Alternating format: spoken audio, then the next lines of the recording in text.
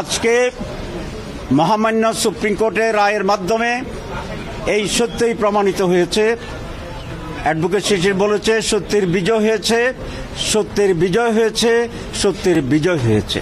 মানবতা বিরোধী অপরাধের মামলায় জামায়াত নেতা এটিএম আজহারুল ইসলামকে মৃত্যুদণ্ড থেকে খালাস দিয়েছেন আপিল বিভাগ। আন্তর্জাতিক অপরাধ ট্রাইব্যুনালের মৃত্যুদণ্ডের রায় বাতিল করে সর্বোচ্চ আদালত এই রায় দেন।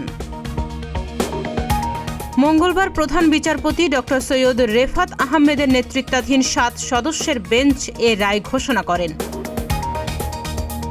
মুক্তিযুদ্ধের সময় মানবতা বিরোধী অপরাধের মামলায় 2014 সালে 30 ডিসেম্বর আজহারুল ইসলামকে মৃত্যুদণ্ড দেয় আন্তর্জাতিক অপরাধ ট্রাইব্যুনাল। ওই রায়ের বিরুদ্ধে 2015 সালের 28 জানুয়ারি আপিল করেন আজহারুল ইসলাম। শুনানি শেষে 2019 সালের 31 অক্টোবর আপিল বিভাগ মৃত্যুদণ্ড বহাল রাখে। 2020 সালের 15 মার্চ আপিল বিভাগের পূর্ণাঙ্গ রায় প্রকাশিত হয়। এরপর তা পুনর্বিবেচনা চেয়ে ওই বছরের 19 জুলাই আপিল বিভাগে আবেদন করেন আজহারুল ইসলাম। গত 26 ফেব্রুয়ারি আপিল বিভাগ রিভিউ শুনে ফের আপিল শুনানির সিদ্ধান্ত দেয়। এটাই প্রথম মানবতা বিরোধী অপরাধের মামলা যেটি রিভিউ পর্যায়ে আসার পর ফের আপিল শুনানির অনুমতি পায়।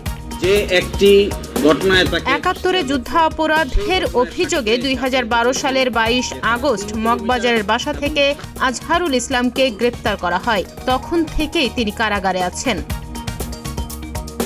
তাহনিয়া ইয়াসমিন, প্রতিদিনের বাংলাদেশ।